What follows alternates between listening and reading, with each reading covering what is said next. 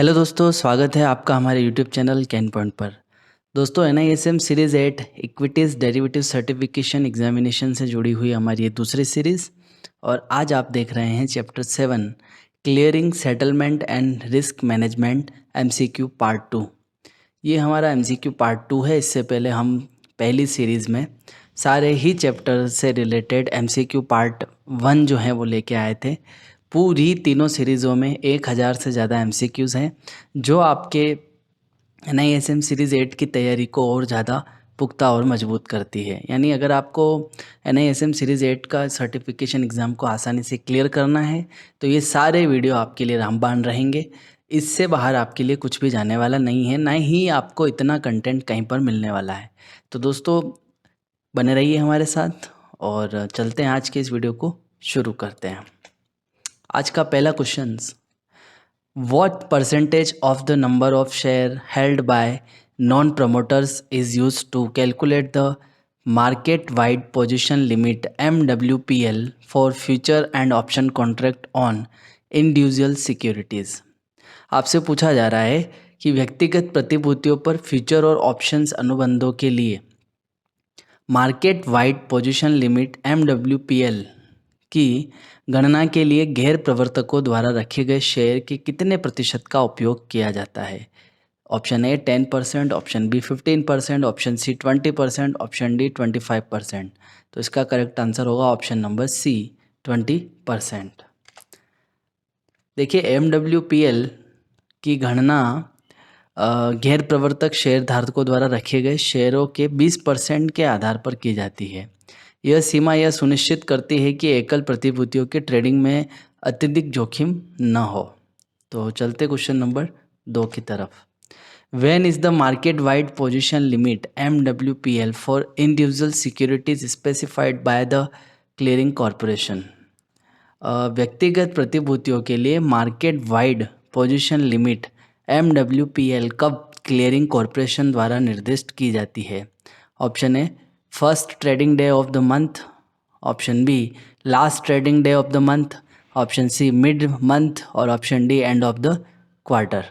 तो इसका correct answer होगा option number B, last trading day of the month, महीने का आखिरी ट्रेडिंग दिन। देखिए, MWPL की गणना और घोषणा महीने के आखिरी ट्रेडिंग दिन की जाती है ताकि ट्रेडर्स और निवेशकों को समय पर जानकारी मिल सके। तो चलते क्वेश्चन नंबर 3 की तरफ। At what percentage of the MWPL does the trading system display on alert for open interest in future and option contract? आपसे पूछा जा रहा है कि किस प्रतिशत पर ट्रेडिंग सिस्टम फ्यूचर और ऑप्शन अनुबंधों में ओपन इंटरेस्ट के लिए अलर्ट दिखाता है।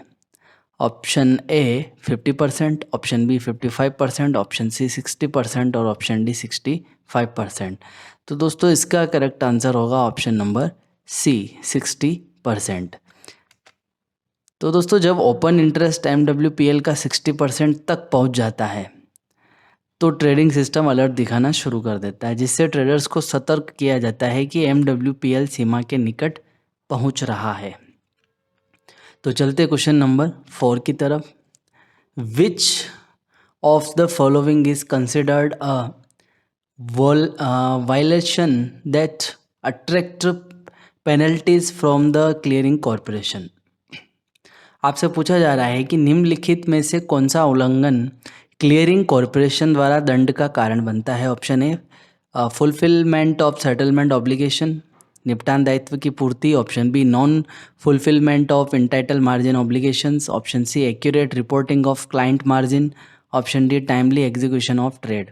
तो इसका करेक्ट आंसर होगा option number B, non fulfilment of entitle margin obligation. देखिए, यदि कोई सदस्य प्रारंभिक मार्जिन जमा करने में विफल रहता है, जिसको हम इंटाइटल मार्जिन कहते हैं, तो यह एक बड़ा उल्लंघन माना जाता है और इसके परिणाम स्वरूप जो है आपको पेनल्टीज़ जो है वो आप पे लगाई जा सकती है। तो चलते क्वेश्चन नंबर 5 की तरफ। What action can the clearing corporation take in the event of violation by a clearing member? Clearing सदस्य द्वारा उल्लंघन की स्थिति में क्लियरिंग कॉरपोरेशन क्या कार्रवाई कर सकता है। Option A increase trading fees, option B withdraw membership rights, option C provide additional trading facilities, option D extend settlement deadline. तो इसका करेक्ट आंसर होगा option number B, withdraw membership right. देखिए, अगर कोई क्लियरिंग सदस्य नियमों का उल्लंघन करता है तो क्लियरिंग कॉरपोरेशन उसका सदस्यता अधिकार वापस लेने जैसी कठोर कार्रवाई कर सकता है, उसके पास ये राइट्स होता है। तो चलते क्वेश्चन नंबर 6 की तरफ। Which of the following is not a compliance lapse that attract penal charges. निम्नलिखित में से कौन सा अनुपालन उल्लंघन नहीं है जिसके लिए दंडात्मक शुल्क लग सकता है। Option A non fulfilment of minimum deposit requirement, option B violation of exercise position, option C accurate margin reporting, option D mis utilization of collaterals and deposit. तो देखिए, इसका correct answer option number C होगा, accurate margin reporting.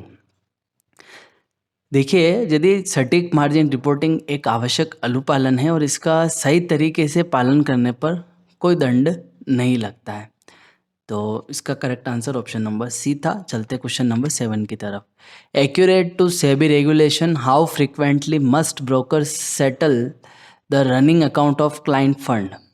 SEBI विनियमों के अनुसार broker को ग्राहक निधियों के चल रहे खातों को कितनी बार निपटाना चाहिए। Option A weekly, option B biweekly, option C monthly और क्वार्टरली, और option D annually.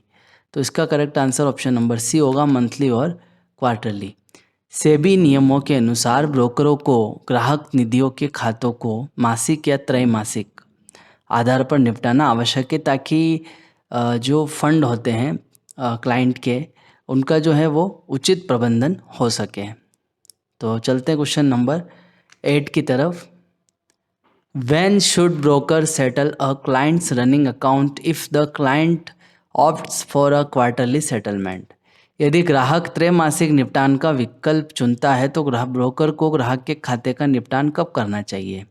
Option A on the first Monday of the quarter, option B on the first Friday of the quarter, option C on the last Friday of the quarter, option D on the first day of the quarter. तो इसका correct answer option number B होगा, on the first Friday of the quarter, यानी तिमाही के पहले शुक्रवार को। तो सेबी के अनुसार ब्रोकर को त्रैमासिक निपटान के लिए तिमाही के पहले शुक्रवार को खातों का निपटाना चाहिए। तो चलते क्वेश्चन नंबर 9 की तरफ। What action should be taken if the first Friday of the month or quarter falls on a trading holiday? यदि महीने या तिमाही का पहला शुक्रवार ट्रेडिंग अवकाश पर हो तो क्या कार्रवाई की जानी चाहिए। Option A settlement should be done on the first Monday after the holiday, option B settlement should be postponed until the next trading day, option C settlement should be done on the previous trading day, और option D settlement should be done on the first available trading day of the month. तो दोस्तों, इसका correct answer option number C होगा, settlement should be done on the previous trading day. देखिए, यदि पहले शुक्रवार को अवकाश होता है तो जो निपटान जो होगा, सेटलमेंट जो होगा, वो पिछले उपलब्ध ट्रेडिंग दिन पर किया जाएगा, यानी गुरुवार को ये जो है किया जाएगा। तो चलते क्वेश्चन नंबर 10 की तरफ। What is the primary purpose of the core settlement guarantee fund, जिसको हम कोर SGF कहते हैं, सेटलमेंट गारंटी फंड। तो पूछा गया है कि कोर सेटलमेंट गारंटी फंड का प्राथमिक उद्देश्य क्या है, प्राइमरी पर्पस क्या है। Option A to pay interest on member deposit, option B to guarantee the settlement of trade in each segment of the stock exchange, option C to fund the marketing campaigns of the exchange, और option D to provide loan to clearing member. तो इसका correct answer option B होगा, to guarantee the settlement of trade in each segment of the stock exchange. देखिए, core SGF का प्राथमिक उद्देश्य trade जो होते हैं, ट्रेड के निपटान की गारंटी देना है, ताकि एक्सचेंज में विश्वास और स्थिरता बनी रहे। तो इसका करेक्ट आंसर ऑप्शन बी होगा। चलते हैं क्वेश्चन नंबर 11 की तरफ। When is the core SGF used. आपसे पूछा जा रहा है कि कोर एसजीएफ का उपयोग कब किया जाता है? Option A when a clearing member honours their settlement commitment. Option B when a clearing member fails to honour settlement commitment. Option C when an exchange need to upgrade its technology। और option D when investor education program are fund। देखिए, core SGF का उपयोग कब किया जाता है? जब कोई क्लियरिंग सदस्य सेटलमेंट प्रतिबद्धताओं का सम्मान करने में विफल रहता है, यानी ऑप्शन बी इसका करेक्ट आंसर होगा when a clearing member fails to honour settlement commitment.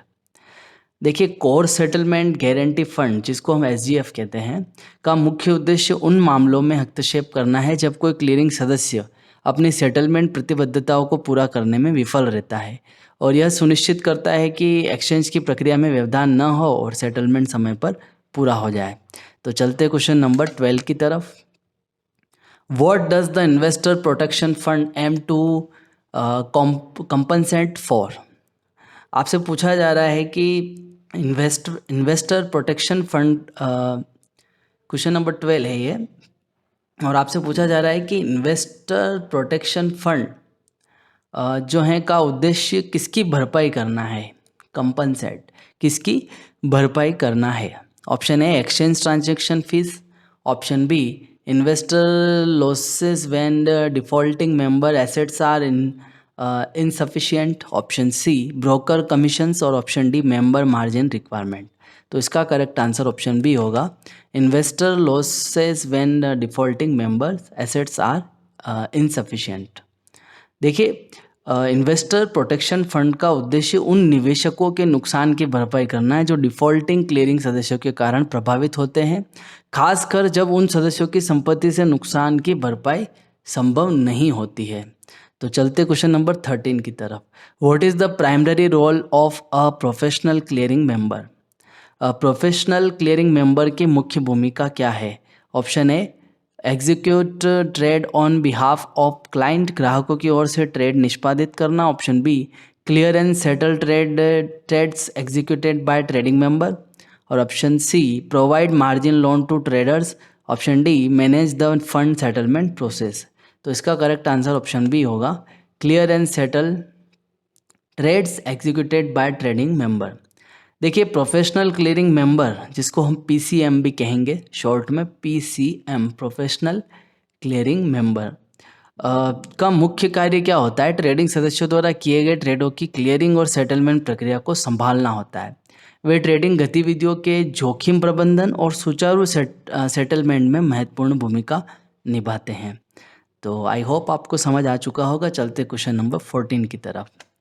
Which of the following is a requirement for a clearing member who clears and settle trades only for themselves? आपसे पूछा जा रहा है कि उस clearing सदस्य के लिए क्या आवश्यकता है जो केवल अपने ट्रेडों का निपटान और सेटलमेंट करता है। ऑप्शन ए नेटवर्थ ऑफ RS 300 lakhs। Option B deposit of RS 50 lakhs with the clearing corporation। Option C net worth of RS 100 lakhs। और option D additional increment deposit for each trading member. तो इसका correct answer होगा option number C net worth of RS 100 lakhs, 100 lakh रुपए की शुद्ध संपत्ति। देखिए, जो क्लियरिंग सदस्य केवल अपने लिए ट्रेडों का निपटान करता है उसके लिए 100 लाख रुपए की न्यूनतम शुद्ध संपत्ति होना आवश्यक है। यह वित्तीय स्थिरता और ट्रेडों की जिम्मेदारी सुनिश्चित करने के लिए है। तो चलते क्वेश्चन नंबर 15 की तरफ। The open position of a clearing member, CM clearing member, is calculated by aggregating the open position of which of the following. Clearing सदस्य, जिसको हम CM कहते हैं, कि खुली स्थिति की गणना किसकी ओपन पोजीशन को मिलाकर की जाती है। Option A all the client trading through the CM, only the, option B only the proprietor position of the CM, option C all trading member TM and custodial participant CPs clearing through the CM, और option D all market participant. तो दोस्तों, इसका correct answer होगा option number C all trading member TMs and custodial participants clearing through the CM। देखिए, clearing सदस्य की खुली स्थिति की गणना उन सभी ट्रेडिंग सदस्यों और संरक्षकों प्रतिभागियों की ओपन पोजीशन को मिलाकर की जाती है जो उस क्लियरिंग सदस्य के माध्यम से ट्रेड करते हैं। तो चलते क्वेश्चन नंबर 16 की तरफ। How is the trading members TM proprietary position calculated. Trading सदस्य की स्वामित्व वाली स्थिति की गणना कैसे की जाती है। ट्रेडिंग सदस्य के स्वामित्व वाली पोजीशन की गणना कैसे की जाती है। Option A, by summing the buy quantities of all contract traded by the TM. Option B, by summing the sell quantity of all contract traded by the TM. Option C, on a net basis buy sell for each contract. Option D, by taking the average of the buy and sell quantity. तो इसका correct answer option number C होगा, on a net basis buy minus cell for each contract. देखिए, trading सदस्य के स्वामित्व वाली स्थिति की गणना प्रत्येक अनुबंध के लिए शुद्ध आधार पर की जाती है, यानी खरीदी गई मात्रा से बेची गई मात्रा को घटाया जाता है। तो चलते क्वेश्चन नंबर 17 की तरफ। What was the main limitation of stock exchanges having their own clearing corporation before the introduction of interoperability? तो क्या पूछा जा रहा है आपसे कि ऑपरेबिलिटी की शुरुआत से पहले स्टॉक एक्सचेंजों की अपनी क्लियरिंग कॉरपोरेशन होने की मुख्य सीमा क्या थी। Option A, higher trading volume. Option B, requirement to maintain collaterals and margin deposit at multiple clearing houses. Option C, increased competition among brokers. Option D, simplified trading process.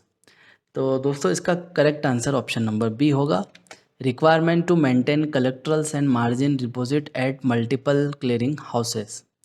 देखिए, operability से पहले एक्सचेंजों के पास अपनी क्लियरिंग कॉरपोरेशन होती थी, जिसके कारण ब्रोकरों को विभिन्न क्लियरिंग हाउस में मार्जिन और समपार्श्विक बनाए रखना पड़ता था, जो जटिल और महंगा होता था। तो चलते क्वेश्चन नंबर 18 की तरफ। Which organization propose the framework for interoperability among clearing corporation in India. Bharat में क्लियरिंग कॉरपोरेशन के बीच इंटरऑपरेबिलिटी के ढांचे का विस्तार किस संगठन ने रखा। Option A, Reserve Bank of India. Option B, National Stock exchange.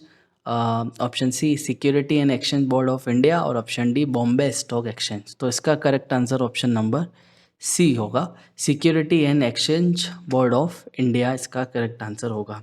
SEBI जो है, सेबी ने क्लियरिंग कॉरपोरेशनों के बीच इंटरऑपरेबिलिटी के ढांचे का प्रस्ताव रखा, जिससे बाजार में अधिक लचीलापन और दक्षता आई। तो चलते क्वेश्चन नंबर 19 की तरफ। In which year was interoperability among clearing corporation implemented in India. तो आपसे पूछा जा रहा है कि भारत में क्लियरिंग कॉरपोरेशंस के बीच इंटरऑपरेबिलिटी किस वर्ष लागू की गई थी। Option A 2015, option B 2018, option C 2019 और ऑप्शन डी 2020। तो इसका करेक्ट आंसर ऑप्शन सी होगा, 2019। भारत में क्लियरिंग कॉरपोरेशंस के बीच जो है इंटरऑपरेबिलिटी वर्ष 2019 में लागू की गई, जिससे विभिन्न एक्सचेंजों के लिए एकल मार्जिन प्रणाली और अधिक सुविधाजनक क्लियरिंग प्रक्रिया सुनिश्चित हुई। तो चलते क्वेश्चन नंबर 20 की तरफ।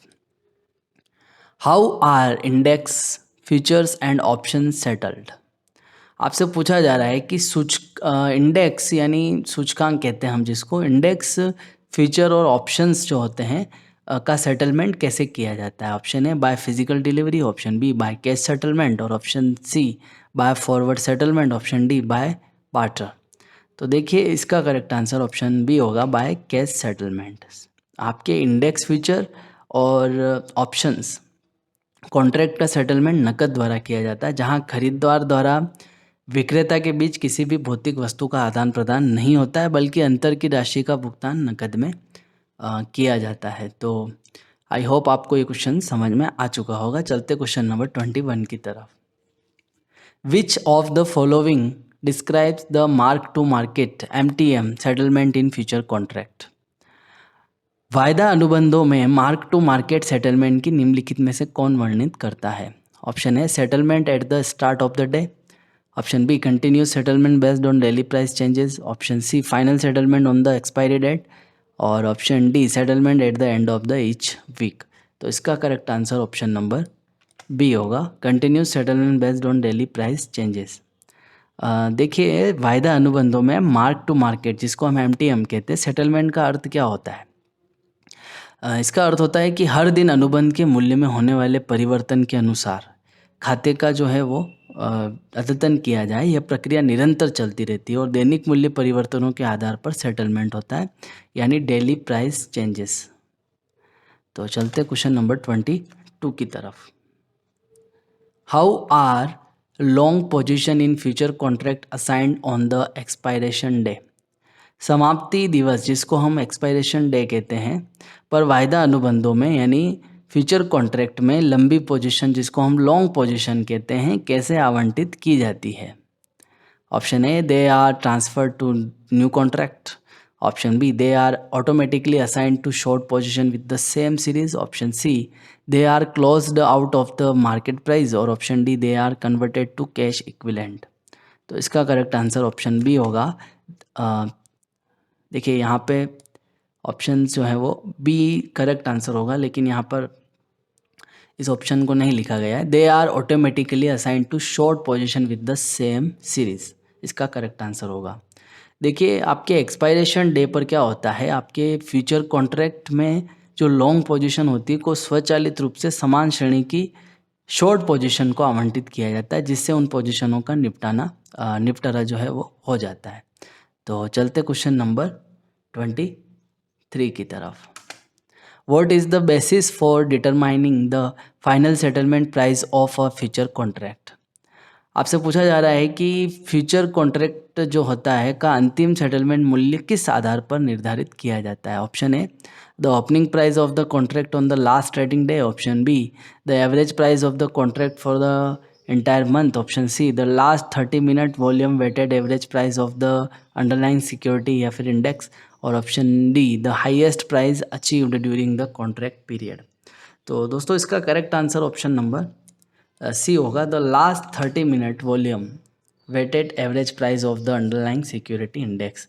आपके फ्यूचर कॉन्ट्रैक्ट का जो क्लोजिंग या फिर फाइनल सेटलमेंट जो होता है वो मूल्य जो है उसी दिन के अंतिम 30 मिनट के दौरान ट्रेडिंग में हुए वॉल्यूम यानी VWAP पर आधारित होता है। Volume weighted average price VWAP, इसको बोलते हैं volume weightage average price VWA और P, इसको VWAP बोलते हैं, पर आधारित होता है। वॉल्यूम वेटेड एवरेज प्राइस पर आधारित होता है, वो भी कब? Last 30 minute. तो चलें अगले क्वेश्चंस की तरफ। Question number 24। What does a short position in a future contract on the expiry date result in? वायदा अनुबंध में एक्सपायरी डेट पर शॉर्ट पोजीशन का क्या रिजल्ट होता है, क्या परिणाम होता है? Option A, cash payment. Option B, security receivable. Option C, security deliverable. और ऑप्शन डी, मार्जिन एडजस्टमेंट। तो दोस्तों इसका करेक्ट आंसर होगा option number C, security deliverable, इसका करेक्ट आंसर होगा।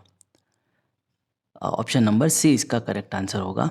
चलते हैं, देखिए जब वायदा अनुबंध की एक्सपायरी डेट पर कोई व्यक्ति अगर शॉर्ट पोजीशन रखता है तो उसे संबंधित सुरक्षा की डिलीवरी करनी होती है जिससे उस अनुबंध का निपटान किया जा सके।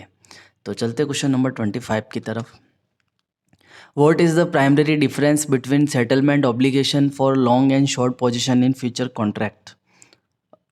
वायदा अनुबंध में लॉन्ग पोजीशन और शॉर्ट पोजीशन के सेटलमेंट दायित्वों के बीच मुख्य अंतर क्या है? Option A, long position require a cash settlement while short position required a physical delivery. Option B, long position result in receiving securities while short position result in delivering securities. Option C, short position required a cash settlement while long position required a physical delivery. Option D, there is no differences both result in the same settlement process. तो देखिए इसका correct answer option number B होगा, long position result in receiving security while short position result in delivering securities. यहाँ पर आपसे कहा जा रहा है कि जो लॉन्ग पोजीशन में सुरक्षा प्राप्ति होती है जबकि आपके शॉर्ट पोजीशन में सुरक्षा का वितरण होता है। तो यहाँ पे सुरक्षा की प्राप्ति होती है, रिसीविंग होती है सिक्योरिटीज़, और यहाँ पे सुरक्षा का वितरण होता है यानी डिलीवरिंग होती है। तो आपको समझ आ चुका होगा कि आपके फ्यूचर कॉन्ट्रैक्ट में आपके लॉन्ग पोजीशन रखने वाले व्यक्ति को अनुबंध की समाप्ति पर संबंधित सुरक्षा प्राप्त होती है, जबकि जो शॉर्ट पोजीशन रखता है उस व्यक्ति को सुरक्षा का वितरण करना होता है। तो चलते क्वेश्चन नंबर 26 की तरफ। Who pays the premium amount in the daily premium settlement of option contract. Who pays the premium amount in the daily premium settlement of option contract. Options contract के जो डेली प्रीमियम होते हैं, daily premium settlement में premium राशि का भुगतान कौन करता है? तो ऑप्शन है the seller of the option, option B the buyer of the option, option C the clearing corporation, और option D both buyer and seller. तो इसका correct answer option number B होगा, the buyer of the option. देखिए, options contract में premium का भुगतान हमेशा विकल्प के खरीदार द्वारा किया जाता है, यानी ऑप्शंस के जो बायर होते हैं उनके द्वारा किया जाता है, क्योंकि प्रीमियम वह राशि है जिसे वह अनुबंध को खरीदने के लिए देता है। तो चलते क्वेश्चन नंबर 27 की तरफ। In daily premium settlement what happens to the net premium payable और रिसीवेबल अमाउंट। आपसे पूछा जा रहा है कि जो डेली प्रीमियम सेटलमेंट होता है उसमें प्रीमियम की देय या प्राप्त राशि के साथ क्या होता है, मतलब उस अमाउंट का क्या किया जाता है। Option A it is ignored, option B it is added to the margin requirement, option C it is netted to compute the final amount payable और receivable, option D it is adjusted against the final settlement. तो दोस्तों इसका correct answer option number C होगा, it is net to compute the final amount payable और receivable. इसे अंतिम देय या प्राप्त राशि की गणना के लिए समायोजित किया जाता है। तो डेली प्रीमियम सेटलमेंट में प्रीमियम का भुगतान या प्राप्त की जाने वाली राशि को समायोजित किया जाता है ताकि अंत में जो है देय या प्राप्त राशि की शुद्ध गणना की जा सके। तो चलते क्वेश्चन नंबर 28 की तरफ। How are in the money ITM, how are the ITM stock options contract handled on the expiry day. आपके जब एक्सपायरी डे पर आपसे पूछा जा रहा है कि एक्सपायरी डे पर इन द मनी स्टॉक ऑप्शंस जो होते हैं उनका निपटान कैसे किया जाता है। ऑप्शन है they are automatically close out, option B they are automatically exercised, option C they are rolled over the next expiry, option D they are settled by physical delivery. तो इसका correct answer option number B होगा, they are automatically exercised. देखिए, इन the money जो होते हैं stock options उन जो होते हैं वो आपके एक्सपायरी डे पर ऑटोमेटिक रूप से क्या हो जाते हैं, निष्पादित हो जाते हैं, एक्सरसाइज्ड हो जाते हैं, जिससे ऑप्शंस के होल्डर को उनका अधिकार मिल जाता है। तो चलते क्वेश्चन नंबर 29 की तरफ। Which type of settlement is used for index options contract in India. Bharat में इंडेक्स ऑप्शंस कॉन्ट्रैक्ट के लिए किस प्रकार का सेटलमेंट उपयोग किया जाता है। ऑप्शन है physical delivery, option B cash settlement, option C future settlement, option D combination of physical and cash settlement. तो इसका correct answer option number B होगा, कैश सेटलमेंट। भारत में इंडेक्स ऑप्शंस कॉन्ट्रैक्ट का सेटलमेंट जो है नकद द्वारा किया जाता है, जहां अंत में पैसा ही दिया या लिया जाता है और भौतिक रूप से किसी वस्तु का आदान प्रदान नहीं होता है। तो चलते हैं क्वेश्चन नंबर 30 की तरफ। What type of options are exercised only on the expiry day in India. Bharat में कौन से प्रकार के ऑप्शंस केवल एक्सपायरी डे पर निष्पादित होते हैं, इसके बारे में हमने पहले भी पढ़ा है। Option A American style options, option B European style options, और option C Asian style options, option D Bermuda style options. तो देखिए, इसका करेक्ट आंसर ऑप्शन बी होगा, यूरोपियन स्टाइल ऑप्शंस। इसके बारे में हमने पहले भी पढ़ा था, जबकि अमेरिकन स्टाइल ऑप्शंस जो होते हैं वो कभी भी एक्सपायरी डेट से पहले या एक्सपायरी डेट पर कभी भी एक्सरसाइज किए जा सकते हैं, जबकि कॉल यूरोपियन और पुट यूरोपियन, जिसको हम CE और PE कहते हैं इंडिया में, ये जो है आपके ये एक्सपायरी डेट पर ही एक्सरसाइज किए जा सकते हैं, ओनली द एक्सपायरी डेट। तो चलते क्वेश्चन नंबर 31 की तरफ। If a long call option is in the money ITM, what position does the holder assume on expiry? यदि एक लॉन्ग कॉल ऑप्शंस ITM है तो समाप्ति पर होल्डर को कौन सी पोजीशन जो है लेता है? Option A sell security deliverable position, option B buy security receivable position, option C no position, option D roll over position. तो इसका करेक्ट आंसर ऑप्शन बी होगा। यह भी एक क्वेश्चन हमने पहले भी पढ़ा है इसका, कि जब कोई व्यक्ति कॉल ऑप्शंस रखता है और वह ITM होता है यानी इन द मनी होता है, तो एक्सपायरी के दिन उन्हें संबंधित सुरक्षा प्राप्त करने का अधिकार होता है, क्योंकि कॉल ऑप्शंस होल्डर को सुरक्षा खरीदने का अधिकार होता है, यानी बाय सिक्योरिटी रिसीवेबल पोजीशन। तो चलते क्वेश्चन नंबर 32 की तरफ। Under the net settlement mechanism, how are obligations arising from cash and FNO segment settlement handled? Net settlement तंत्र के अंतर्गत नकद और F&O खंडों के सेटलमेंट से उत्पन्न दायित्वों को कैसे संभाला जाता है? Option A they are settled separately, option B they are settled on a net basis, option C they are combined into a single settlement, option D they are deferred from future settlement. तो इसका correct answer option number B होगा, they are settled on a net basis. उन्हें net आधार पर निपटाया जाता है। देखिए नेट सेटलमेंट के तहत क्या होता है कि नकद और आपके फ्यूचर और ऑप्शंस जो उत्पन्न दायित्व को नेट आधार पर निपटाया जाता है, ताकि दोनों के बीच समायोजन करके अंतिम सेटलमेंट किया जा सके। तो चलते क्वेश्चन नंबर 33 की तरफ। Who can avail the benefit of net settlement between the cash and FNO segment on expiry? आपके एक्सपायरी के दिन नकद और F&O खंडों के बीच नेट सेटलमेंट का लाभ कौन प्राप्त कर सकता है? Option A any investor, option B केवल संस्थागत इन्वेस्टर यानी only institutions investor, option number C investor who trade and clear through the same TM-CM combinations, और option D investor who use different TM and CM combinations.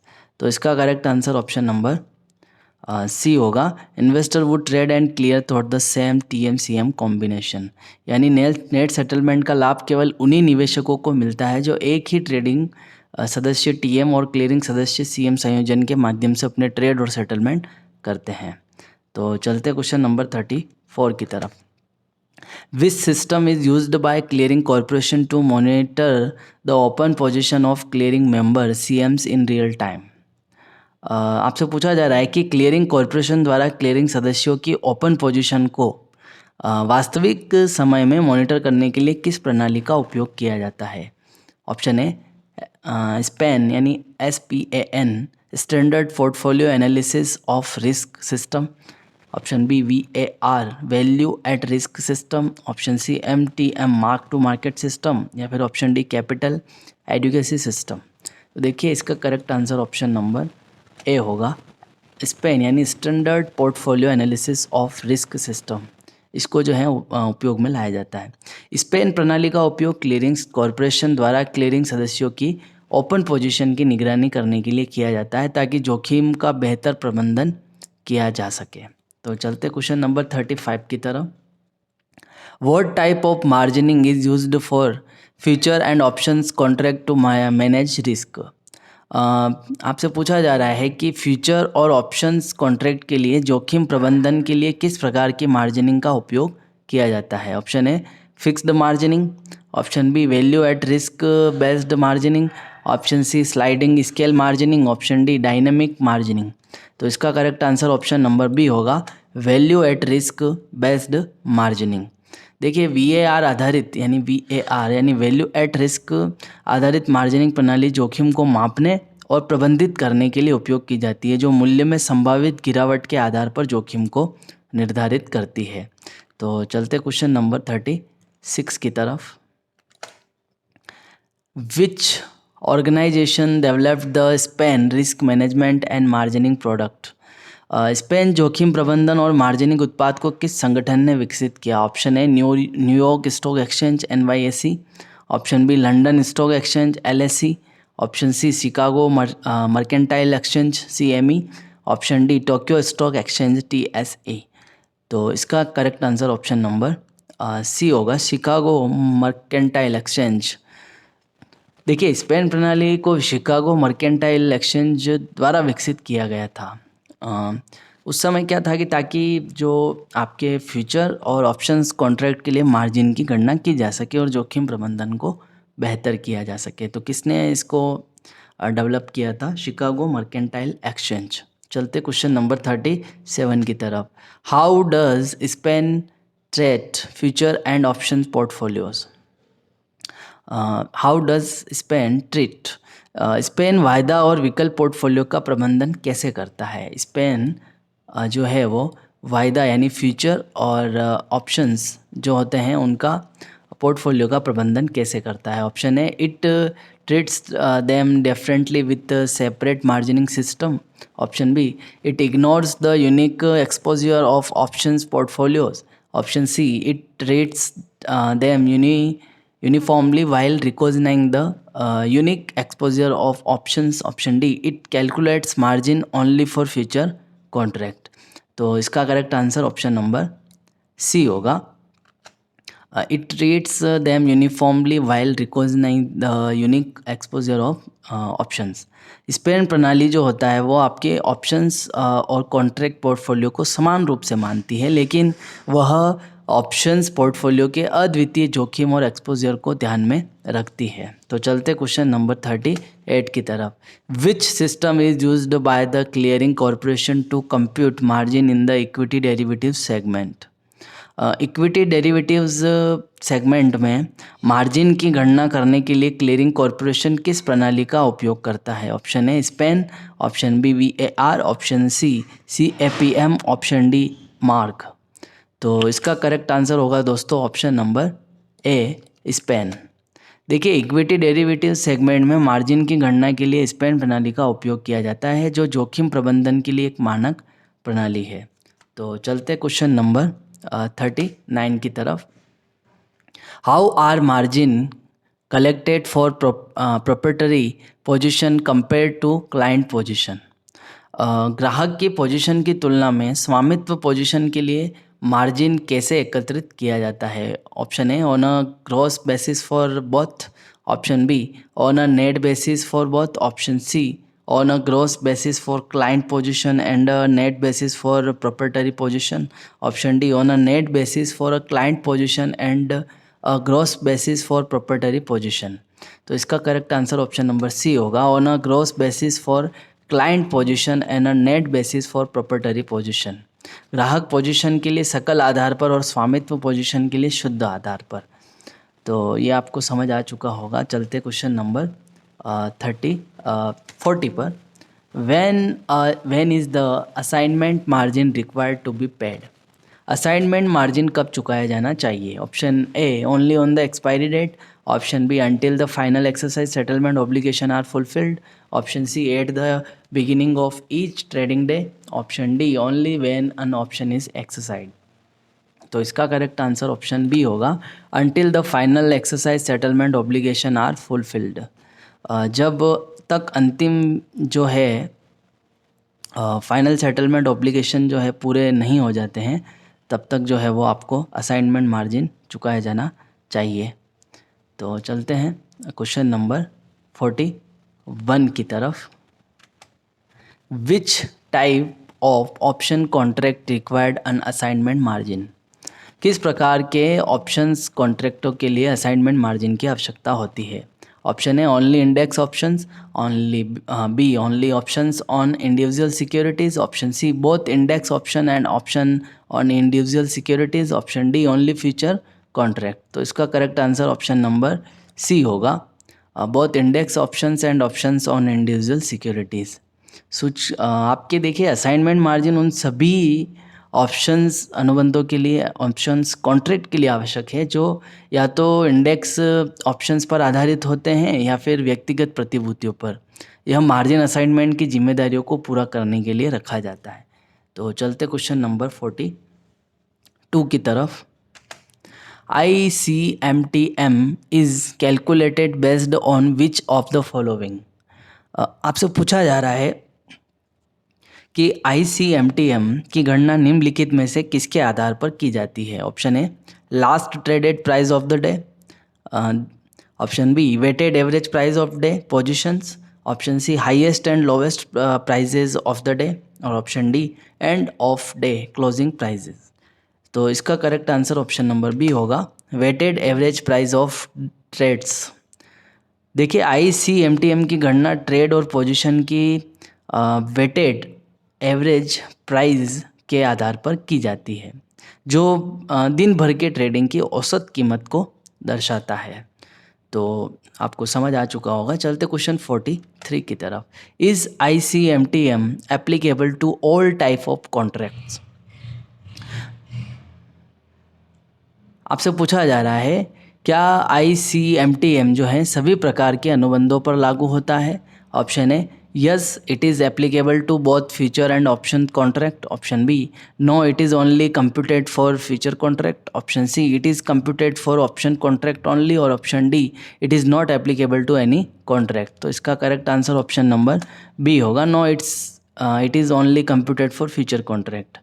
देखिए ICMTM केवल आपके future contract के लिए लागू होती है और यह आपके ऑप्शंस कॉन्ट्रैक्ट पर लागू नहीं होती, इसका आपको ध्यान रखना है। चलते क्वेश्चन नंबर 44 की तरफ। If the expiry of a derivative contract is on a Thursday, from when do the delivery margin on potential ITM long options position become applicable. यदि डेरिवेटिव्स कॉन्ट्रैक्ट की समाप्ति गुरुवार को होती है तो संभावित ITM इन द मनी जो लॉन्ग पोजीशन है, लॉन्ग ऑप्शंस पोजीशन है, पर डिलीवरी मार्जिन कब से लागू होते हैं। Option A Wednesday EOD, option B Tuesday EOD, option C Monday EOD, और option D previous Friday EOD। तो इसका करेक्ट आंसर होगा option number D previous Friday, यानी पिछले शुक्रवार के अंत दिन। यानी संभावित इन द मनी आपके ऑप्शंस जो होता है, आपके ऑप्शंस पोजीशन के लिए डिलीवरी मार्जिन पिछले शुक्रवार के अंत से लागू होते हैं ताकि पर्याप्त सुरक्षा सुनिश्चित की जा सके। तो चलते क्वेश्चन नंबर 45 की तरफ। How are delivery margin computed for clearing member. Clearing सदस्यों के लिए डिलीवरी मार्जिन की गणना कैसे की जाती है। Option A based on the total value of all positions, option B at a client level settlement obligation for all position to be settled through delivery, option C on the basis of previous day closing prices, option D on a net basis for all long position. तो इसका correct answer option B होगा, at a client level settlement obligation for all position to be settle through delivery. Delivery margin की गणना ग्राहक के स्तर पर की जाती है जिनकी स्थितियों को डिलीवरी के माध्यम से निपटाना होता है ताकि सेटलमेंट को सुचारू बनाया जा सके। तो चलते क्वेश्चन नंबर 46 की तरफ। As of the SEBI circular dated February 24, 2020, what happened to the short options minimum charge?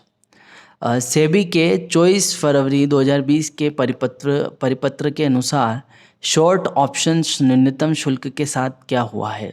Option A it was introduce for new options contract, option B it was increased to cover more risk, option C it was discontinued and is no longer applicable, option D it was modified to include additional fees. तो option number C इसका correct answer होगा, it was discontinued and is no longer applicable. इसे समाप्त कर दिया गया और अब यह लागू नहीं है। सेबी के 2020 के परिपत्र के अनुसार शॉर्ट ऑप्शन न्यूनतम शुल्क समाप्त कर दिया गया और अब इसे लागू नहीं किया जाता है। लेकिन आपको एक क्वेश्चन यहाँ पे मैं पूछता हूँ कि अभी अभी आप ध्यान देंगे सेबी ने नए जो हैं वो चार्जेस जो हैं वो लगाए हैं, कुछ नए इम्प्लीमेंट किए हैं जिसमें अब जो एक्सपायरी है वो इतनी सारी एक्सपायरी नहीं होगी, वो भी बंद कर दी जाएगी। साथ ही आपके शॉर्ट पोजीशन के लिए भी चार्ज बढ़ा दिए गए हैं। तो करंट में क्या जो हुआ है वो आपको कमेंट करके बताना है। चलते क्वेश्चन नंबर 47 की तरफ। How is the net options value calculated. आपसे पूछा जा रहा है कि नेट ऑप्शंस वैल्यू की गणना कैसे की जाती है। Option A, as the difference between the long and short option position valued at the current market price. Option B, as the average of all long and short option position. Option C, based on historical closing prices of the options. Option D, as the total value of all options held by a clearing member. तो इसका correct answer option number A होगा, as the differences between the long and short options position value eight the current market price.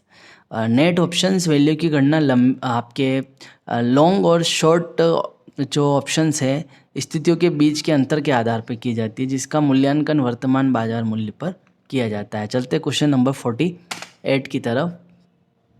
What must trading member report to the clearing corporation.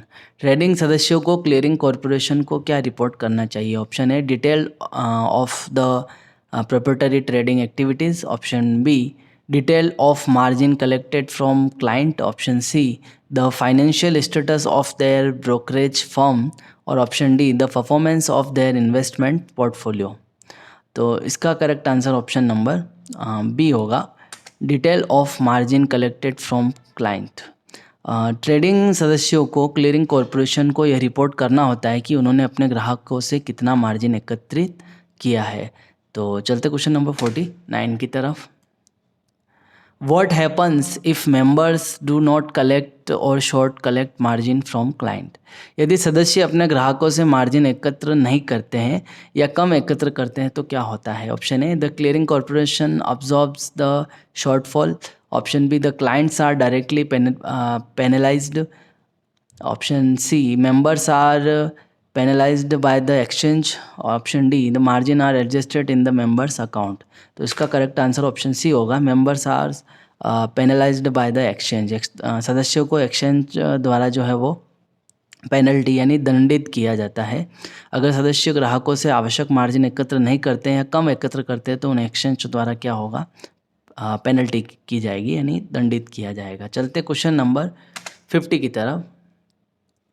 How many snapshots of client wise margin requirement are clearing corporation required to send to TMs and CM. Clearing corporation को TM CM को ग्राहक वार margin आवश्यकताओं के कितने snapshot भेजने की आवश्यकता होती है। Option A 1, option B 2, option C 3, option D 4। तो इसका correct answer option number D होगा 4। देखिए, क्लियरिंग कॉरपोरेशन को दिन में 4 बार जो है वो टीएम सीएम को ग्राहक वार मार्जिन आवश्यकताओं के स्नैपशॉट भेजने की आवश्यकता होती है ताकि मार्जिन आवश्यकताओं पर वास्तविक समय की निगरानी हो सके। तो ये इसका करेक्ट आंसर था ऑप्शन नंबर डी। तो दोस्तों, ये हमारी दूसरी सीरीज़ और आज हमने देखा chapter 7 clearing settlement and risk management MCQ part 2। आज हमने 50 क्वेश्चंस इस चैप्टर से देखे हैं। हालांकि ये जो चैप्टर है उतने बड़े नहीं हैं। आपके मेन जो चैप्टर है वो आपके चैप्टर नंबर 3, 4, 5 जो है वो काफ़ी बड़े चैप्टर हैं, लेकिन फिर भी हमने कोई भी प्रश्न नहीं छोड़ा है किसी भी टॉपिक से, ताकि कोई भी प्रश्न जो है हमारे इन वीडियो से बाहर ना जाए। तो अगर आप NISM सीरीज़ 8 की तैयारी कर रहे हैं तो ये जो वीडियो है ये आपके लिए काफ़ी ज़्यादा इम्पोर्टेंट है। पूरे वीडियो देखें अगर आप तैयारी कर रहे हैं तो। और भी कोई तैयारी कर रहा है तो उन्हें प्लीज़ वीडियो को शेयर करें। कंटेंट अगर पसंद आ रहा है, वीडियो पसंद आ रहा है तो प्लीज़ वीडियो को लाइक करें। और अभी तक हमारे चैनल को अगर आपने सब्सक्राइब नहीं किया है दोस्तों तो प्लीज़ चैनल को सब्सक्राइब करें और बने रहिए हमारे साथ। धन्यवाद।